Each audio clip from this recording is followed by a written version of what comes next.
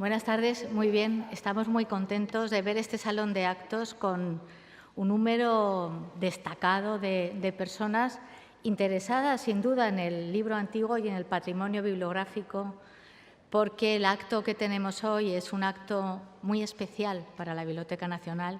Estamos muy contentos de poder presentar esta tarde el libro que acaba de publicar el Patrimonio Nacional con el título Constitución de un libro, Constitución de un universo, Isabel de Farnesio y los libros.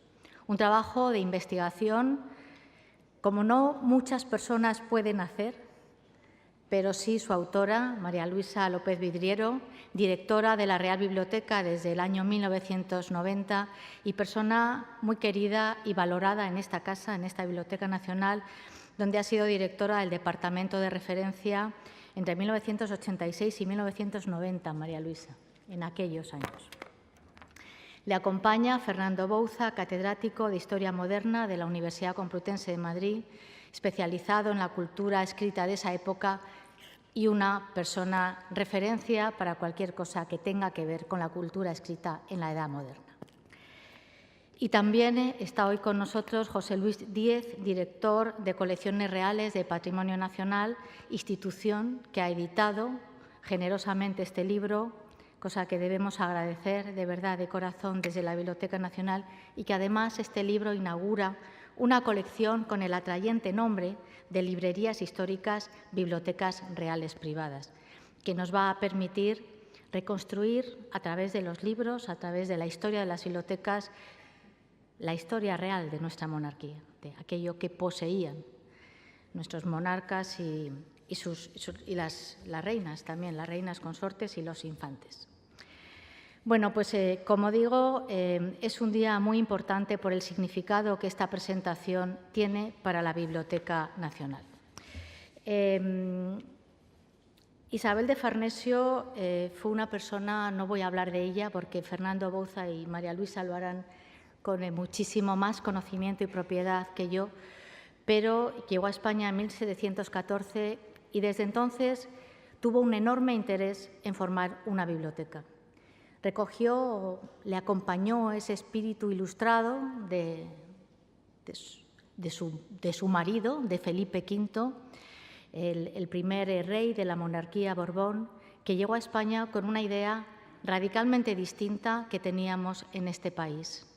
Por primera vez, los libros valiosos, realmente patrimoniales, que habían servido hasta ese momento a los reyes, a la monarquía, para llegar hasta la sabiduría y demostrar su capacidad, su superioridad sobre sus súbditos, los puso al alcance de todos, al alcance de los súbditos. Y así, de la Real Biblioteca pasó a ser la Real Biblioteca Pública, biblioteca que es hoy la Biblioteca Nacional de España. Yo pienso que si este hecho no se hubiera dado, no hubiera ocurrido, España, nuestro país, tendría una Biblioteca Nacional. Estoy segura que la tendría. Pero de lo que también estoy segura es que esta Biblioteca Nacional no sería como la Biblioteca Nacional que tenemos hoy la suerte de tener. Una biblioteca con más de 300 años de historia y que refleja la evolución del pensamiento, las ideas, la creación, la identidad cultural de nuestro país. Lo que nuestro país ha sido, es y en el futuro será, porque lo va a seguir preservando.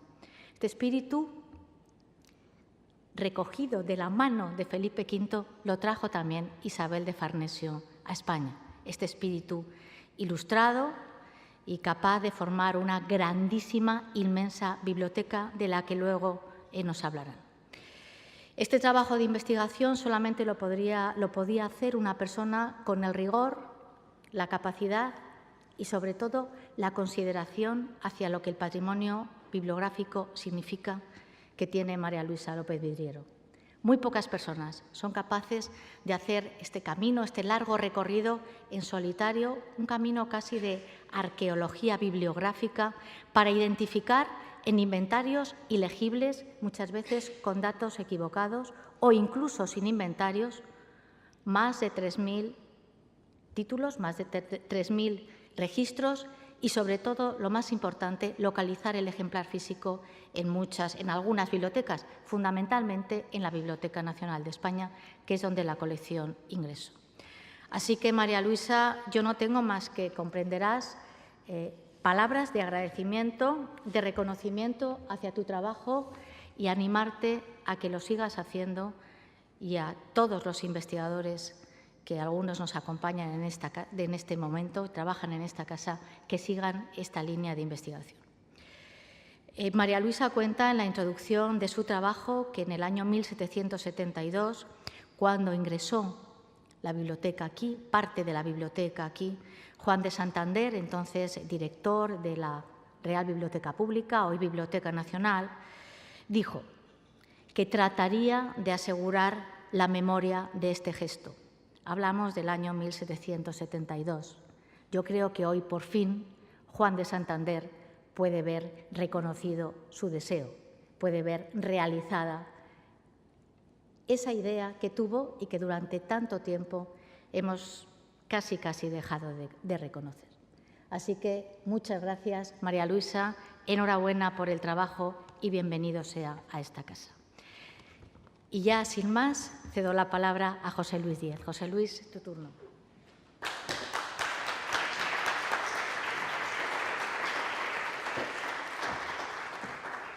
Buenas tardes a todos y muchas gracias por su asistencia. Yo voy a ser muy breve, después de las palabras de la directora de la Biblioteca Nacional. Primero, para dar las gracias a esta institución por acoger este acto de presentación, ¿no? Iba de suyo que por su contenido fuera así, pero realmente también por la envergadura del trabajo y por la calidad del trabajo hecho, ¿no? Para mí, como director de las Colecciones Reales de Patrimonio Nacional, solamente quiero marcar lo que ya ha adelantado la directora, en cuanto a la nueva línea o la nueva línea de publicaciones que queremos sacar adelante y del que este es el primer ejemplo y además modelo.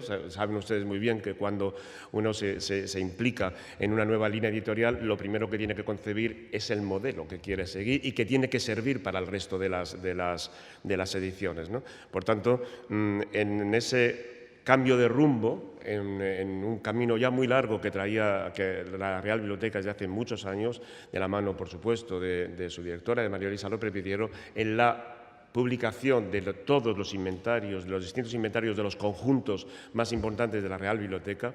Aparte de ello, con la magnífica herramienta que supone la página web que día a día alimenta la Real Biblioteca, era claro, y así desde el primer momento manifestó la directora, María Luisa, que ya era el momento de asumir una línea editorial que profundizara en la investigación de los fondos y de la reconstrucción del perfil de las identidades de los protagonistas de las bibliotecas, que por otro lado era también un poco insistir en la propia identidad de nuestra institución de Patrimonio Nacional. Por tanto, el trabajo que ha hecho María Luisa inaugura esta nueva línea de publicaciones que continuará en otras bibliotecas reales privadas en las que ahora mismo está trabajando, y realmente yo no tengo más que dar la enhorabuena a ella por su trabajo, porque no ya como director de las colecciones reales, sino como mero historiador, no historiador del libro, pero usuario, hay algo fundamental en este libro, que es una herramienta de trabajo. Quiero decir, es una herramienta que sirve para muchas gentes, sirve para muchos investigadores, muchas tipologías de investigadores allá donde vengan, y como historiador lo que más me admira y me maravilla del trabajo que ha hecho María Luisa, y ustedes lo saben muy bien porque la mayoría de ustedes también se desenvuelven en estos ámbitos, es la capacidad de reconstruir a través, como decía la directora de la Biblioteca Nacional, de inventarios, en el mejor de los casos, de meras facturas o de otro tipo de documentación, no solo la identidad de los libros que logró albergar, reunir Isabel de Farnesio, sino la identidad de los ejemplares. Realmente ese trabajo de 10 años que ella ha llevado a cabo, cuando uno abre las páginas del libro, entiende que es una herramienta de trabajo de primera magnitud, no solamente para el universo de los libros, sino para conocer el perfil de esta mujer, ¿no? Que, como ustedes saben, desde el punto de vista político e histórico, es bien conocida, es de una envergadura muy importante en ámbitos muy diversos, pero también en los gustos el gusto personal, ¿no? Y el gusto personal no solo de los libros, sino que a través de los libros se puede llegar a otras deducciones del gusto que también determinan y explican muchas otras cosas, ¿no? Por tanto, muy enhorabuena, por supuesto, como no podía ser de otra manera, a la autora del libro, a esos 10 años de trabajo. Son un modelo, no solo, si me permiten, no solo desde el punto de vista editorial, sino desde luego de un trabajo a realizar, y simplemente darle las gracias otra vez a la directora y a esta casa, porque iba de suyo que un trabajo de esta envergadura y tan identitaria también con los fondos de esta casa se publicara y se presentara en ese sitio. Nada más y muchas gracias.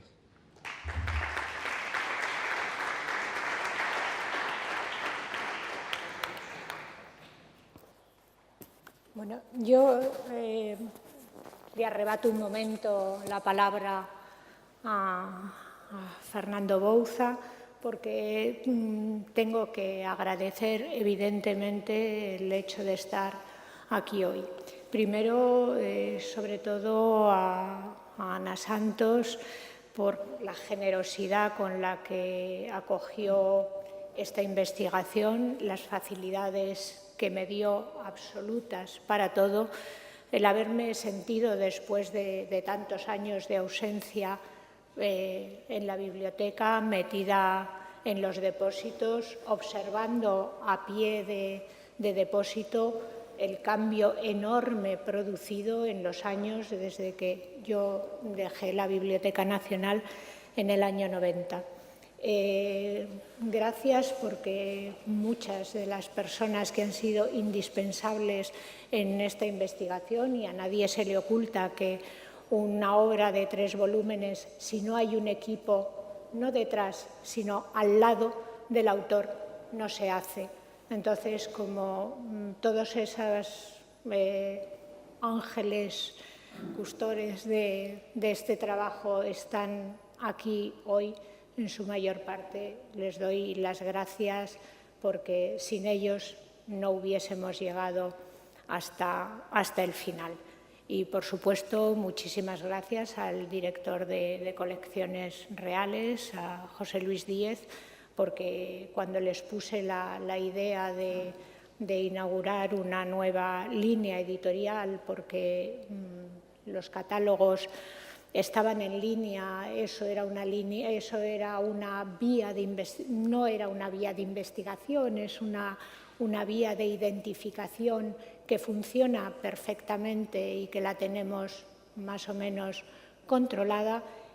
No tenía ningún sentido seguir por ahí, había que dar un salto y hacer otra cosa.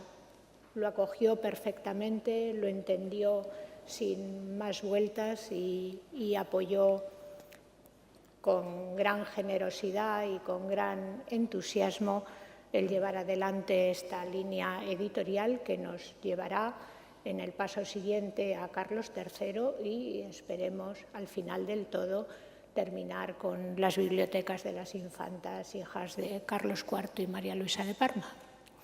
Fernando. Bueno, muchas gracias. Para mí constituye un motivo de enorme alegría poder estar aquí hablando más que presentando de este libro extraordinario, Isabel de Farnesio y los libros, constitución de un universo. Lo es por el lugar en el que se celebra la presentación, a la que todos los investigadores en historia del libro y en otras áreas le debemos estar enormemente agradecidos a la biblioteca. Y en segundo lugar también por poder presentar un trabajo que he seguido de cerca en los últimos años, y un trabajo que tiene un estilo muy particular, un estilo muy definible, que es la manera de gran detalle, de gran cuidado y al mismo tiempo de perfiles que abren caminos a la investigación, que es la manera de investigar de María Luisa López Vidriero, que sin duda, como todos saben, es una de las principales investigadoras sobre historia de la cultura escrita a nivel europeo e internacional. Por lo tanto, muchas gracias. Después de decir esto, tenía que confesar una pequeña envidia. La envidia que tengo es una envidia que tiene que ver con los bibliotecarios. Me pasa también con los, digamos, conservadores de museos. Y es una cuestión que tengo que decirlo en voz alta porque si no voy a reventar. En este momento es posible que todavía haya alguien en la sala, en el Salón General, en la Sala Goya, en la Sala Cervantes, que esté pidiendo o que esté leyendo un libro que fue de Isabel de Farnesio. Es decir, es perfectamente posible, como sucede en el museo, que alguien vea una de las pinturas de Murillo que fue de Isabel de Farnesio, o que alguien vea una de las estatuas clásicas que fue de Isabel de Farnesio, que alguien pueda repetir en el año 2016 la experiencia de disfrute, de aprendizaje que se puede tener con las obras, con los libros y que se puede tener con las obras de arte. Los historiadores somos mucho más pobres en esto. Yo no puedo volver a vivir la Armada Invencible. Les juro que no quiero volver a vivir la Armada Invencible, pero siento una profunda envidia con esta posibilidad de repetir la experiencia, es decir, de poder volver a leer un libro de Las Mil y Una Noches, porque Isabel de Farnesio leía Las Mil y Una Noches, o poder leer de una forma más seria, volver a repetir la experiencia intelectual de leer las obras de Voltaire, de leer a Leibniz hablando de Hobbes, o, sin más, leer gacetas, noticias, todo ese tipo de informaciones prácticas que también leía la reina Isabel de Farnesio. Y esa capacidad de repetir la experiencia de la visión, del disfrute, del aprendizaje, me parece que hace que envidie el trabajo de los lugares y el trabajo de conservadores de museos y de bibliotecarios. Yo creo que una de las primeras cosas que le quiero preguntar a María Luisa, que ha realizado este magnífico trabajo desde la Real Biblioteca, que es un espacio de referencia en la historia de la cultura escrita europea, tanto por la riqueza de sus colecciones atesoradas por Patrimonio Nacional, como por las investigaciones que allí se realizan, ¿cómo se puede articular esta doble dimensión, la dimensión de conservación de un patrimonio y al mismo tiempo la de investigación?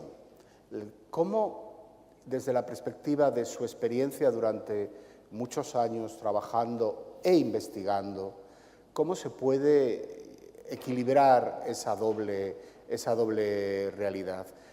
¿Son las bibliotecas laboratorios de investigación para la historia del libro? Evidentemente, bajo mi... Bueno, ¿a quién se lo preguntas, Fernando? Por Dios.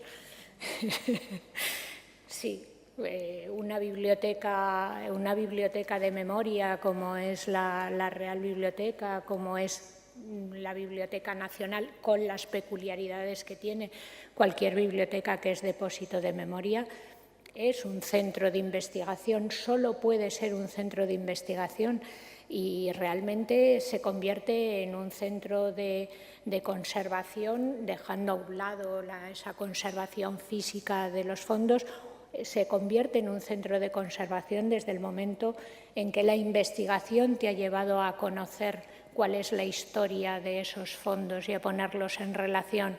Los conservas porque los comprendes, los conservas porque los sabes explicar, los conservas porque creas herramientas de investigación para los demás.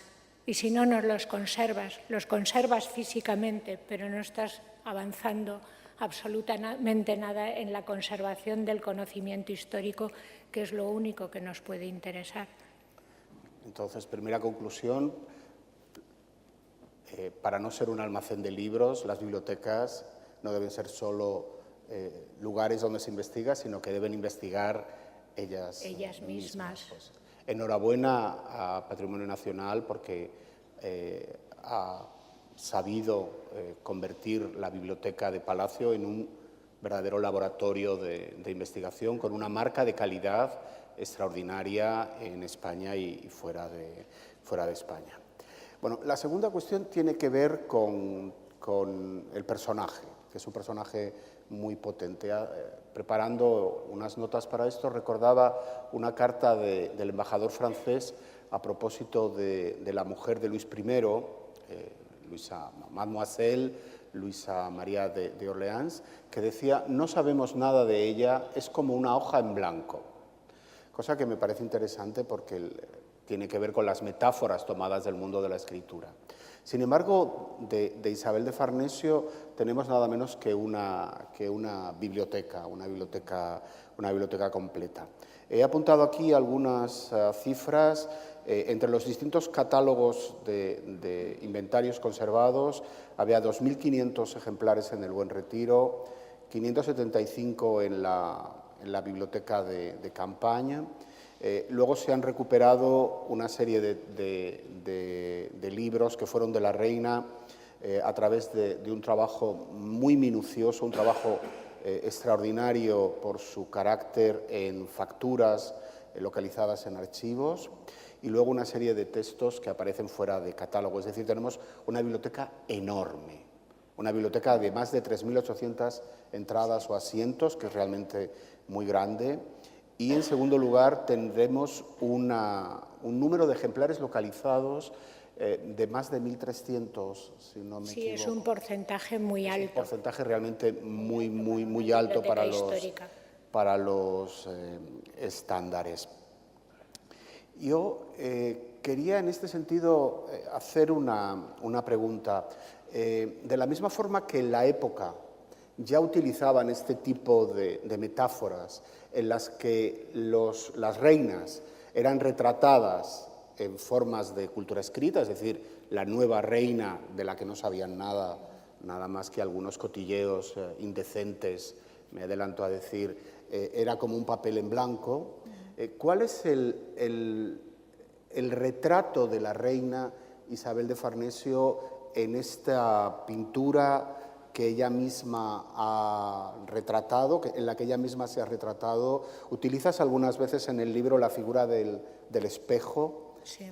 ¿Cómo es la reina Isabel de Farnesio a través de los libros? Claro, la reina Isabel de Farnesio a través de los libros es muy curioso porque, claro, Isabel de Farnesio como coleccionista es una figura muy investigada, muy trabajada, pues porque su colección de arte, de pintura, es sensacional, es el Prado, y ahí cuenta con grandísimos historiadores. Haberla podido valorar en la plenitud de su biblioteca da otro perfil. Da otro perfil en el que es evidente, y lo demuestra el catálogo, lo demuestran los datos, el que hubo una voluntad de construcción de cambio dinástico. Ella arrostra ese cambio dinástico y lo representa en sus libros. Es una biblioteca de aculturación francesa 100%, se puede decir. Una biblioteca construida sobre todo desde París, como se ve, como muestran esas masas de facturas, y construidas por unos libreros e impresores y editores, esos gens du livre, típicos de la ilustración francesa. Los Colomba son una figura de gens du livre que no se podía dar en España, solo se podía dar ahí, que además estaban metidos en un entorno de corte, que además estaban metidos en las ediciones del Almanach Royal. Es decir, es un círculo muy determinado, con una educación y con una implantación en la sociedad parisina muy determinada, quienes construyen esa biblioteca. Y es muy curioso porque cuando se tienen tantas facturas de los libros, uno enseguida dice, bien, ¿dónde están las listas que se mandan desde Palacio diciendo queremos estos libros? ¿O dónde están esas listas cruzadas en Palacio de nos parece bien que estos libros lleguen? No están. La selección es una selección, al final de la investigación se puede aventurar, no tanto aventurar como avanzar que esa selección se hizo desde los Colomba, se hizo desde ese medio y no consta dentro de Palacio ni del entorno de la reina ningún visto bueno ni ninguna censura sobre eso que llega. Esa biblioteca se configura en París, y se configura en París porque realmente lo que se quiere representar y la figura de la reina que se quiere imponer como reina consorte, que es una de los papeles que tienen las reinas consortes, es ese cambio que en España tenía que hacerse, y lo hace ella, y el apoyo a la filiación borbónica, en su caso, es un apoyo evidentísimo. Muy bien. Bueno, desde el punto de vista más general en historia de las bibliotecas en España, esta enorme empresa ocupa un lugar muy especial. Hay una larga tradición de estudios de bibliotecas de reyes, en la que se han estudiado la biblioteca de Felipe II en su gran creación escurialense, la biblioteca de Felipe IV, la biblioteca de Carlos IV, estudiada por la propia María Luisa López Vidriero, y una larga serie también de estudios de bibliotecas sobre reinas. Me atrevo a decir que la fortuna de las reinas por ahora va siendo mejor que la fortuna de los reyes en relación con los libros. Isabel la Católica, Margarita de Austria, Isabel de Farnesio, María Luisa de Parma, Carlota Joaquina, bueno, Carlota Joaquina como miembro de la familia, Bárbara de Braganza. Yo creo que también es interesante el hecho de darse cuenta que estos 3 volúmenes ocupan un lugar en un jalón de una larga serie de estudios que se va completando y que nos está ayudando a comprender el papel enormemente modelizador de las bibliotecas reales. Es decir, la idea de que los usos y el gusto de las personas reales va a servir como una especie de instrumento de civilización.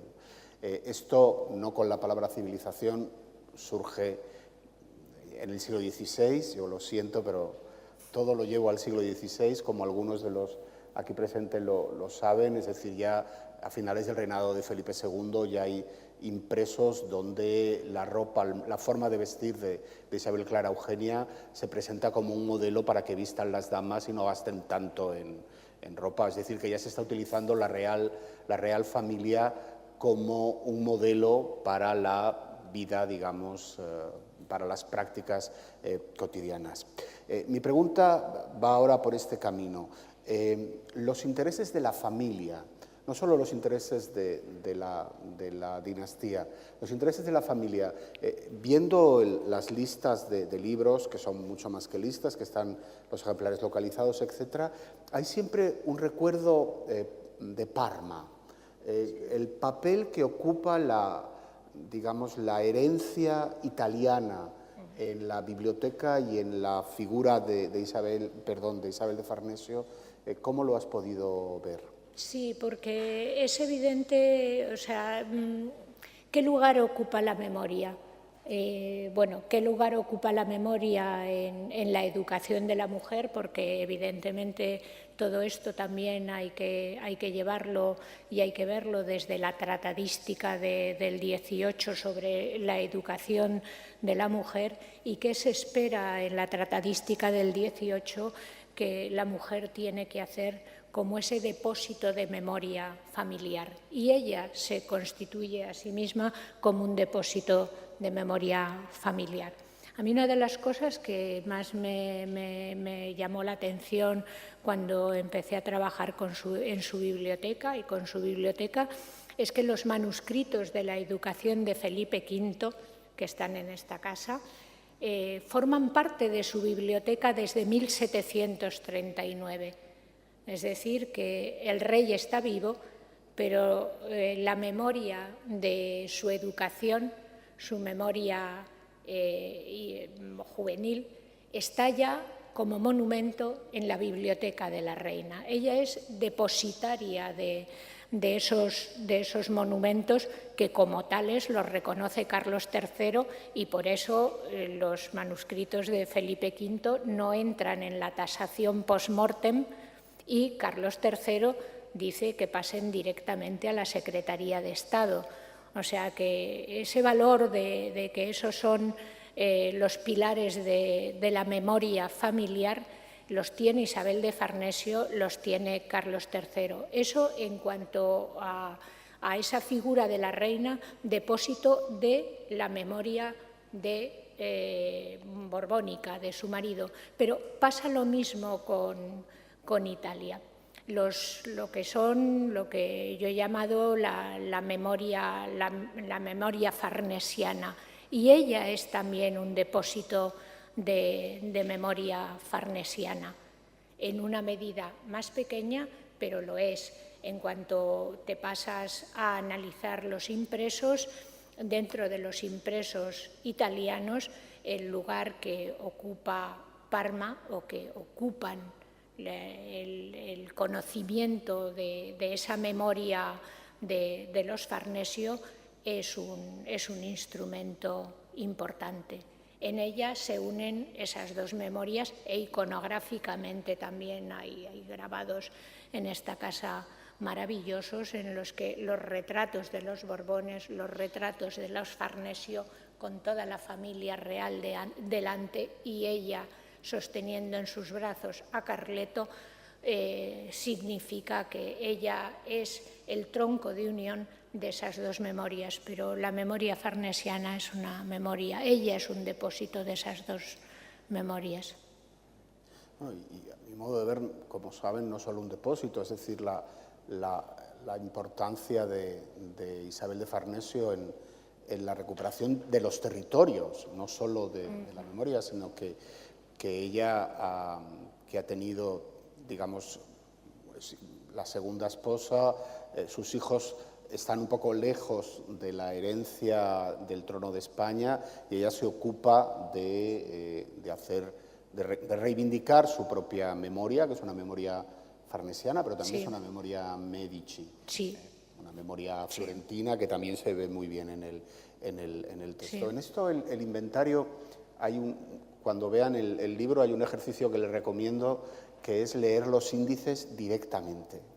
Es como pura poesía. Esto me permite recordar a una gran amiga que me enseñó a hacer esto, que era Concha Lois, y realmente hay una serie de hallazgos impresionantes, porque esta señora ha leído de todo. Y en ese sentido, en el sentido de una biblioteca de representación, pero también una biblioteca práctica, que va a permitir el tomar decisiones prácticas, un hecho que ha mencionado María Luisa me parece especialmente interesante, y es el hecho de que en el momento de la muerte, poco después de la muerte, se produce una discusión, que es una discusión de Estado, sobre qué parte de la biblioteca de la reina que acaba de fallecer va a ir a la Secretaría de Estado, que es un lugar donde se toman decisiones en la política, y qué parte de la biblioteca va a ir a la Real Biblioteca Pública. Esto me ha parecido muy, muy interesante.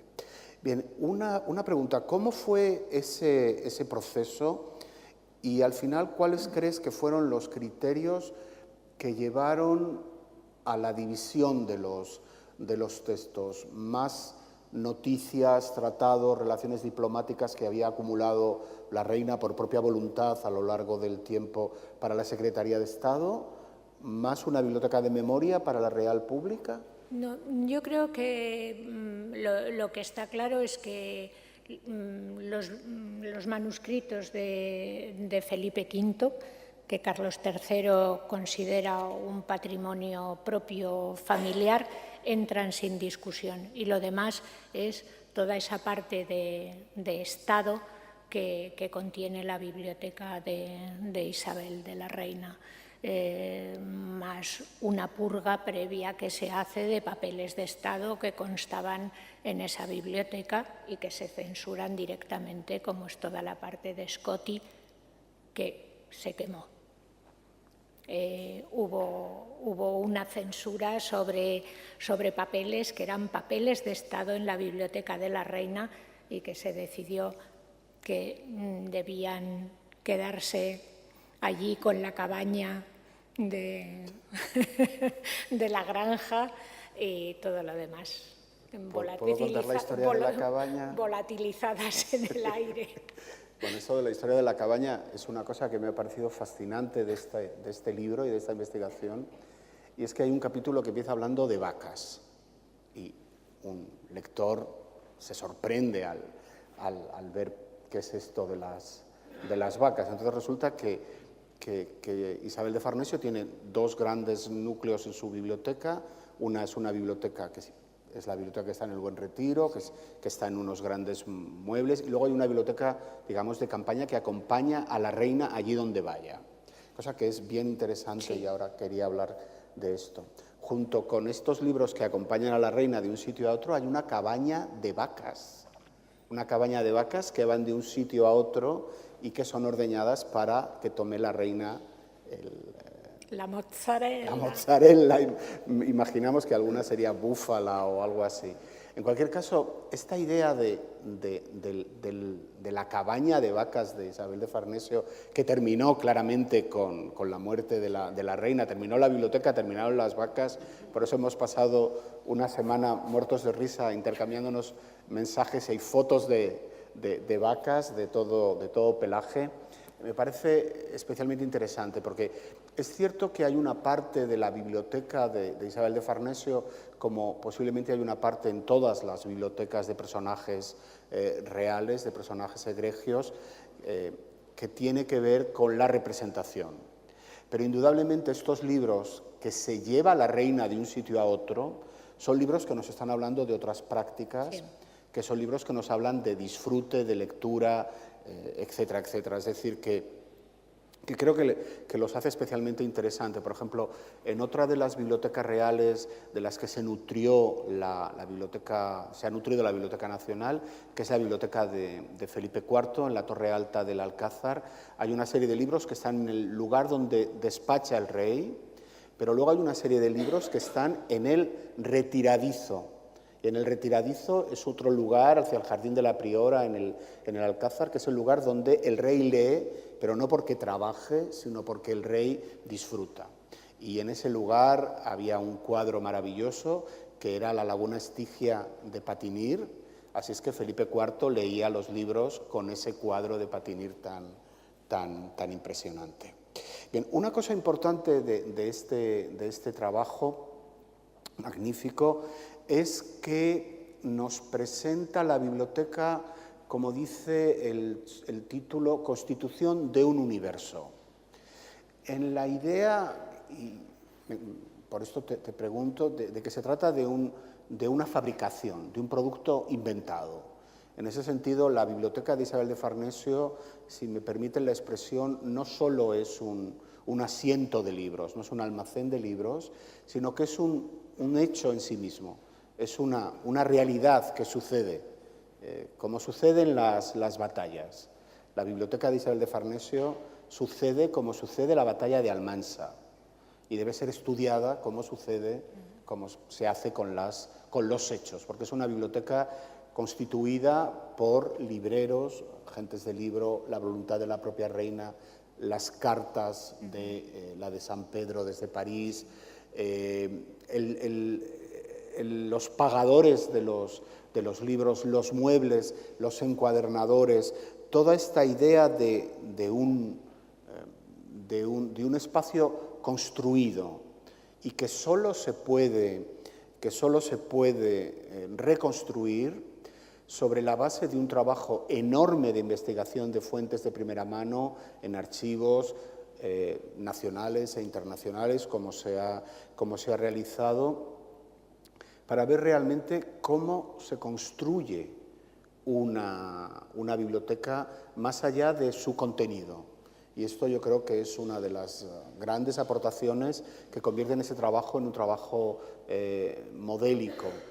Hay muchos libros sobre bibliotecas. No hay tantos libros en los que se describa también los usos y las prácticas en esa biblioteca, y eso me ha parecido especialmente importante. Y en esta especie de liberación del inventario, María Luisa, hay una parte que me ha parecido fascinante del trabajo, que es trabajar sin inventarios. ¿Cómo has construido, cómo has reconstruido la parte de los libros que no estaban en los dos grandes inventarios que ya se conocían y que es una aportación completamente nueva? Claro, eso, bueno, ha sido la labor de archivo con la valiosísima ayuda de dos personas que han estado horas y horas trabajando para localizar esas facturas, que luego yo he podido trabajar con ellas, pero sin esa aportación previa de estas dos personas hubiese sido imposible poder hacer ese otro trabajo. Las facturas han sido una de las fuentes, además una fuente privilegiada, porque te daba los datos de edición que, sin embargo, el catálogo de Barthélemy no te los da, y te daba además los precios de los libros y los precios de las encuadernaciones, con lo cual también me ha permitido el poder afirmar que las encuadernaciones de Isabel de Farnesio venían hechas desde París, no solo las encuadernaciones, que eso era evidente, son encuadernaciones parisinas, no cabe ni la más mínima duda, pero que el estampillado de las armas se hacía también en París. Los libros venían estampillados de París, o sea que las armas reales estaban depositadas en el taller de estos libreros, que eso era una cosa importante. Eso en cuanto a los libros con las facturas. Los otros libros ha sido a través de búsquedas en catálogos de subastas que se han producido. Evidentemente, una herramienta electrónica en este momento es fundamental para poder localizar eso, y luego también, pues claro, como siempre, las búsquedas peregrinas con todo tipo de lenguas, porque Isabel de Farnesio ha habido que buscarlo en inglés, en francés, armas reales, encuadernación heráldica, ha habido que buscar también todas las posibles variantes, y ha habido también otro ángel bibliográfico que ha gastado sus buenas horas de paciencia dándole vueltas a todo esto, y al final pues se han podido encontrar libros incluso en bibliotecas donde jamás hubiese podido sospechar, como en Australia, que había libros de Isabel de Farnesio, o en Canadá. Incluso nosotros mismos, Patrimonio ha podido adquirir 2 libros de Isabel de Farnesio, uno en Bélgica y otro en París, que salían a la venta, libros que claro, entre el 66 y 72 debieron salir, y del 72, con todos los avatares que ha podido haber en Biblioteca Nacional, los libros se han dispersado, igual que ha pasado con Carlos III, que lo vemos ahora, y todo esto. Pero esas han sido las 2 maneras de poder localizar lo que no nos daba el catálogo. Claro, la gran pena es que ese catálogo de 1749, cuando la biblioteca ya está trasladada al Buen Retiro y que hay una factura que demuestra que se hace ese catálogo, que se hacen 2 ejemplares, que uno es un ejemplar de presentación, como fue esa encuadernación, que una encuadernación pues en tafilete azul marino, con hierros dorados.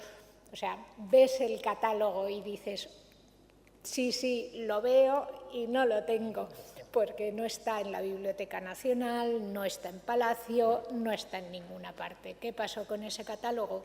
Pues pasó con ese catálogo lo que debió pasar con el catálogo de Fernando VI.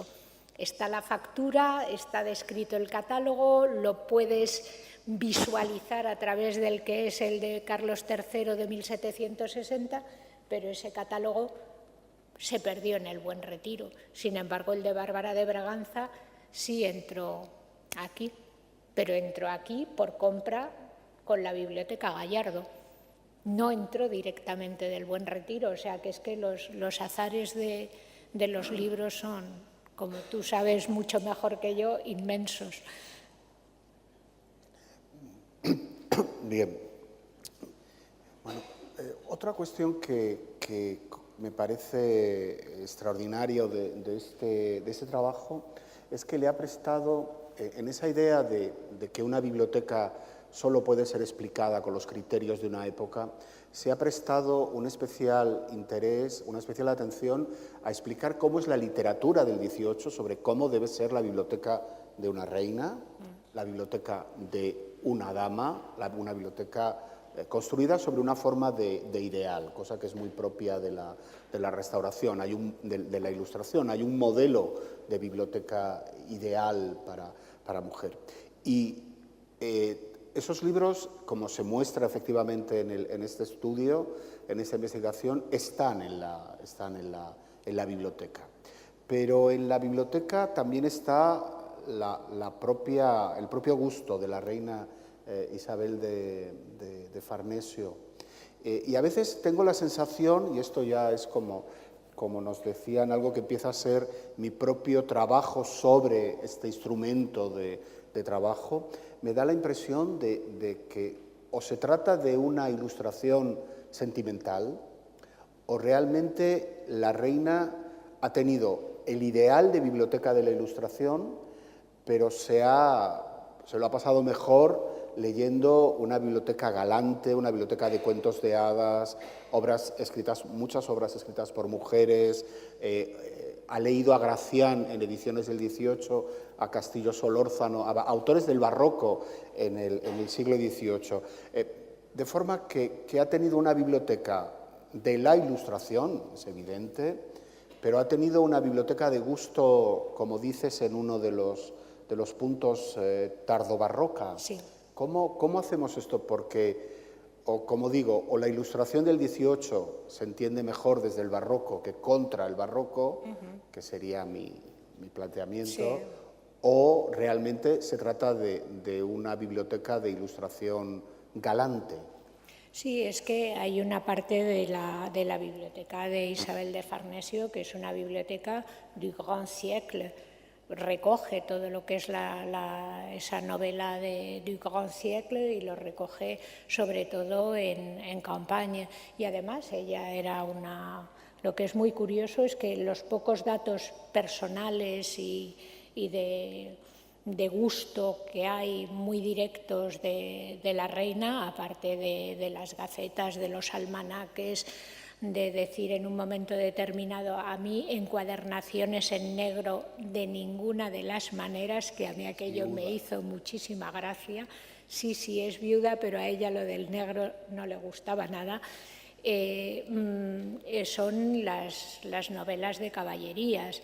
Las novelas de caballerías que, como he comentado otras veces, pues son novelas que en el siglo XVIII para una mujer se consideraban enormemente picantes con el adjetivo que ellos daban, novelas desvergonzadas porque los usos amorosos eran usos amorosos directos, no pasaban por esos usos amorosos del XVIII en que el galanteo, la conversación era primordial, sino que se iba directamente a una acción que se sentía reprobable. Y sin embargo ella era una gran lectora y una gran consumidora de esas novelas que eran carísimas, que eran dificilísimas de conseguir y que ella tenía. Junto a esos que eran primicias del siglo XVI, de los primeros años del XVI, tiene toda la novela del Grand Siècle, que es una novela y que la configura como una biblioteca tardobarroca. Pero yo creo que eso es mucho la alineación en esa construcción de una biblioteca de una determinada clase social, incluso más que una biblioteca de género, que lo es, pero también es una biblioteca que, si te coges los manuales bibliográficos de cuál tiene que ser la biblioteca de un noble, te encuentras para una biblioteca masculina una gran cantidad de esas lecturas de Grand Siècle. Bueno, yo antes María Luisa nos ha dicho que está trabajando sobre la biblioteca de Carlos III, Sí. que está de centenario este año, que está muy bien. Es el centenario también de la utopía de Tomás Moro, que pobre Tomás Moro, no nos hemos acordado de él hasta tarde, pero de Carlos III sí. Y entonces yo quería lanzar un reto, y es que alguien trabaje sobre la biblioteca de Mariana de Neoburgo, que me parece la tía de Isabel de Farnesio. No hay que olvidar que digamos, aunque parece que están en campos completamente distintos, son familia muy directa, que es una biblioteca muy importante, que es una biblioteca de la que se conservan un buen número de ejemplares en el norte de Italia, que merece la pena trabajarse. Yo veo que hay algunos jóvenes investigadores en la sala y podrían dedicarse a Mariana de Neoburgo. Bien, ya para ir terminando, quizás, si te parece, yo tenía una serie última de cuestiones que tiene que ver con la importancia de las procedencias. Como decía al principio, los libros se encuentran en distintos lugares, se encuentran en la Real Biblioteca, en la Biblioteca de la Universidad Complutense, en la Biblioteca del Ministerio de Asuntos Exteriores y fundamentalmente aquí en esta casa. Y hoy en día trabajar en historia de las procedencias e incluso coleccionar procedencias es una cosa que está de enorme actualidad. Recientemente el Museo Británico había comprado un libro que ya tenía un montón de veces, pero lo había comprado no porque fuera una edición más rara, sino porque era un ejemplar que había sido de alguien en particular, de una procedencia particular. A mí me parece que es uno de los campos más interesantes del trabajo. Encontrarán que hay hasta unos 1.300 asientos que tienen una pequeña flor de lis, que es el mismo signo que utiliza Isabel de Farnesio en sus colecciones de pinturas. Me ha parecido un verdadero hallazgo tipográfico que se utilizara. Y realmente en un lugar como este yo creo que es uno de los espacios más indicados, como ya se ha hecho en la Real Biblioteca, para trabajar sobre procedencias en historia del libro. Sé que hay un proyecto en la Biblioteca Nacional para trabajar sobre las procedencias, y realmente lo mismo que sucede en el Museo del Prado, que es un museo hecho con piezas de distintas colecciones, con una gran parte de colección real. Realmente, como dijo Delfín Rodríguez en cierta ocasión en esta misma casa, la Biblioteca Nacional es el Prado de papel, y lo es no solo por la calidad de sus piezas, sino también por esta idea de procedencias, de distintas procedencias. Me parece que hay muchas iniciativas alrededor de las procedencias, de las colecciones en los siglos de oro y en la Ilustración, y que la Biblioteca Nacional se va a convertir, ya es un lugar de referencia para los trabajos sobre procedencias. Y ahí tengo una pregunta para María Luisa, que tiene que ver con conservación y con investigación. En una biblioteca como esta, o en una biblioteca como la Real, ¿las procedencias deben agruparse todos los fondos en un lugar o deben estar dispersas, como se muestra en este trabajo? Siempre he tenido la idea de si sería interesante agrupar todos los libros de la Torre Alta, todos los libros de Isabel de Farnesio, o no. Yo creo que por darnos a nosotros mismos ese gusto lo deberíamos hacer. Yo en escala pequeña no he podido evitar el poner los libros que tenía de Isabel de Farnesio juntos en una ilustración para poder visualizar cómo fue aquello en algún momento, esa biblioteca que por eso se ha buscado esa cubierta, esa biblioteca en la que imperaba esa sobriedad del color tabaco y el oro, cosa que a mí me llama mucho la atención porque cromáticamente eso da un salto en el tiempo, y con Carlos III pasaremos a una biblioteca carmesí y oro. Entonces, las bibliotecas tienen colores, la tuya maravillosa la de Felipe IV, pero es que ya como las bibliotecas pasan a ser nuestras, Felipe IV es una biblioteca blanca y oro. Debía ser magnífico. Y claro, sí, siempre lo haríamos para nosotros mismos, pero yo creo que esa es la gran ventaja de las herramientas informáticas, y eso está muy bien, porque eso además nos permite un ejercicio maravilloso que es soñarlas. Si no las soñamos, malo. Bueno, pero esta pregunta sobre recolocar, los libros están tallados y ya sé que la respuesta es no se van a mover. Me llama, la he hecho porque me permite una última pregunta que tiene que ver con las encuadernaciones. Es decir, después de haber visto la gran exposición sobre encuadernaciones en la biblioteca en el Palacio Real, que realmente es un hito en la historia expositiva sobre la encuadernación, realmente las encuadernaciones, que durante mucho tiempo han sido únicamente un elemento para identificar, se han convertido en un objeto de estudio, sí, en sí mismo. Y estas bibliotecas, si ha sido un universo, contigo concluimos que hay una intencionalidad de presentación unitaria, intencional de la biblioteca, lo han sido porque han tenido una apariencia seriada y una apariencia unitaria. ¿Cómo podemos prepararnos para trabajar sobre esta variante en historia del libro poco atendida todavía, que es la encuadernación? ¿Algunos consejos, algunas referencias? Claro, yo ahí es que tengo que hablar de nosotros mismos, pero claro, nosotros en paralelo lo que hemos hecho es una base de datos de encuadernación y de hierros y de trabajo de investigación sobre las encuadernaciones que hoy en día nos permiten movernos con una seguridad, con una gran seguridad.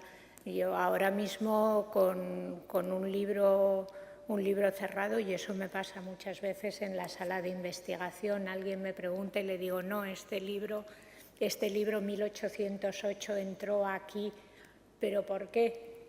Es evidente, tiene una encuadernación del juego de pelota de la primera época, y todo eso lo ves porque has estudiado las encuadernaciones. Pero si en paralelo no haces ese estudio, que ese estudio lo que en definitiva es, y tú lo sabes muy bien, es esa idea de que el libro es un objeto integral. El libro no es un texto y una encuadernación, el libro es todo.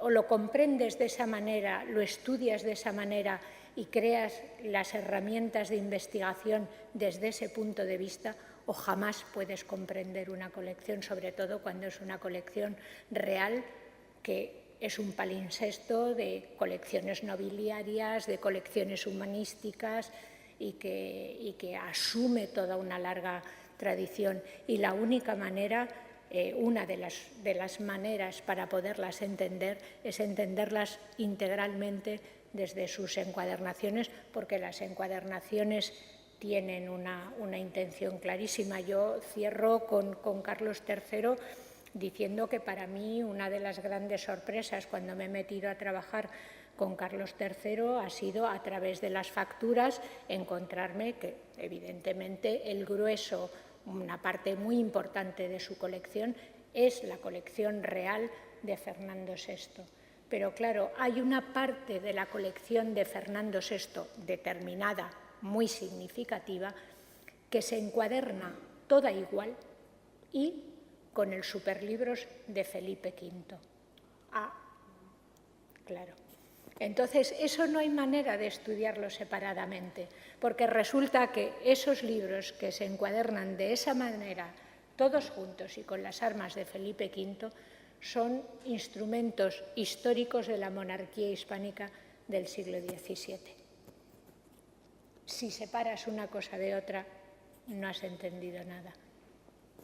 O sea que por eso yo creo que lo bueno de poder hacer cosas así es estudiarlas simultáneamente, pensarlas antes, o sea, pensar antes cómo vas a construir las herramientas de descripción, que son herramientas de comprensión de una colección histórica. Ese es mi punto de vista. Pues yo, por mi parte, quería terminar dándote las gracias por este trabajo, felicitando a Patrimonio por haberlo hecho posible en esta edición y a la biblioteca por habernos permitido celebrarlo.